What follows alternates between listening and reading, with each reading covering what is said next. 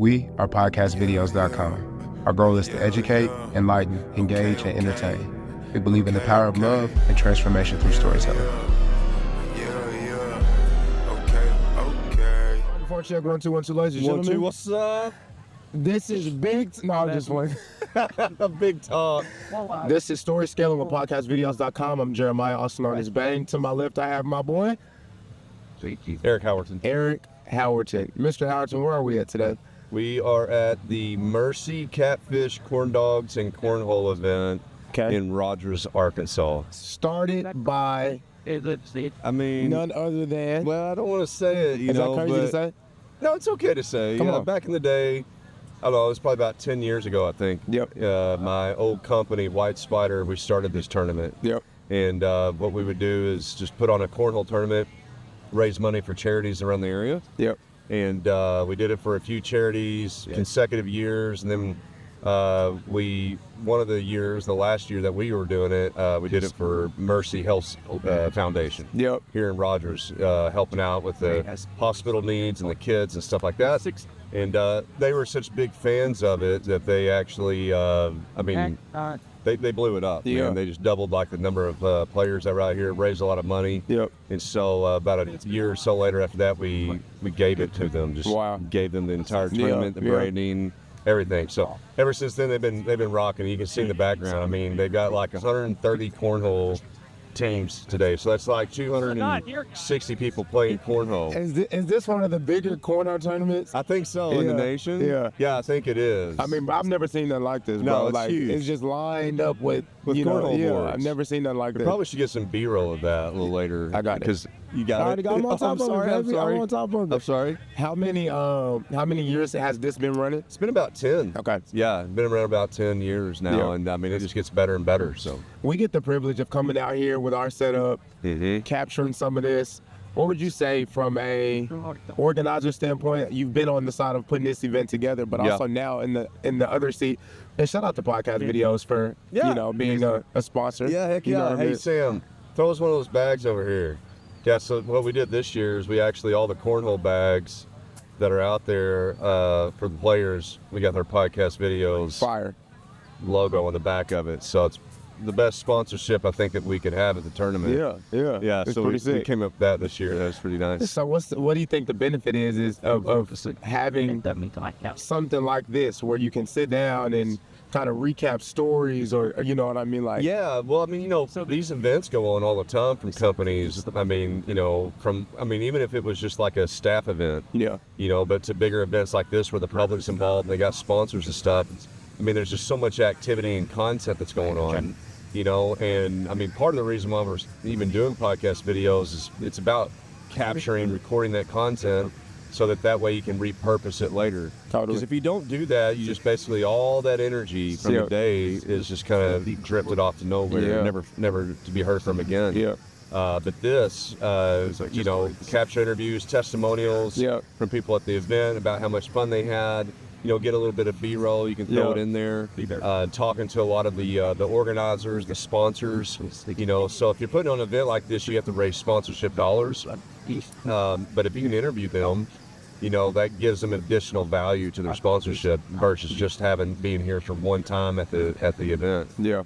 And then, of course, after the event, we can put together all these podcasts, these conversations, and then you can continue to market and keep that engagement going. And one of my favorite things about it is like for next year, you have all this content, and these conversations. You can do splice ups of it, do clips, and share that before the event to kind of get people interested in what's happening. It's almost twofold, right? It's an archive that allows you to go back and relive maybe some of your most favorite moments, but also for people who are unsure of what the cornhole tournament looks like. You also have footage. You have documented moments that people can look back on and be like, oh, shoot, I want to be a part of this. I want to give. I want to participate. I want a team in it. You know what I mean? Well, I mean, like the reality is because of technology and the ability to watch video, 24/7, right, and anywhere, about everybody's visual creatures now, right? We would rather watch a video about an event that's coming up to decide if we want to participate, sponsor, register, join. And so, little 5 seconds, 15-second social clips is going to be just enough to engage my attention. Then I go into a landing page, watch a more complete conversation about what the tournament is, and that will help me make my decision a lot faster. One other thing too, when I think about like event podcasting, is, not this event specifically, but a lot of times the events we go to are like galas and things like that, where everybody's dressed to the nines, right? Well, I mean, what better way to kind of get a professional testimony from people that are coming? I mean, you spend all this time as an event organizer to get people out to the event. I mean, and then you have your focus group. All the people that are the biggest fans of your organization and what you're doing are sitting right there. And if you don't find a way to capture those testimonials, you'll never have the testimonials. It's about, 100 times harder if I was just to reach out as a company organization and reach out, hey, Baang, can you come in and do a testimonial video for me? That coordination, I mean, it just takes, 10 hours to do. What are the odds that this group of people will ever be in the same exact spot again? 1 year from now. Doing the same thing. And I mean, maybe some of them won't be here, right? That's kind of what I'm speaking to. Like this same subset of people, like who knows if it'll be, so you almost only got, I don't want to say one shot, but no, you kind of do. Essentially, I mean, if you think about our lives, right? If we don't record and video everything we do, it's gone forever. It's just a memory. But if we had a full-time reality show on us, we would have plenty of content to be pushing back out. So I mean, it's kind of the same scenario, and I mean, it's really an easy thing. It doesn't really cost that much to get us out here at an event. We'll set up a table, have a nice background, everything, but we always like to shoot with the event behind us. That way, right now as we're talking, you can kind of see activity going on behind us and see what the event's about. You can see that people are actually here.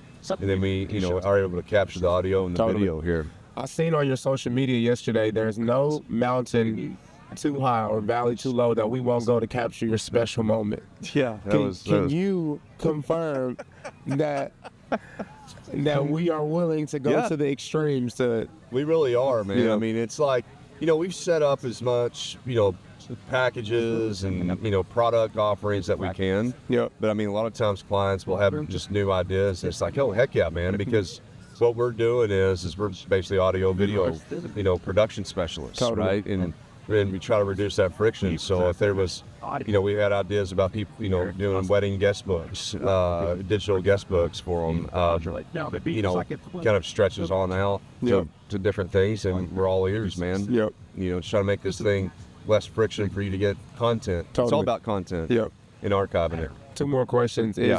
You spoke to this a second ago.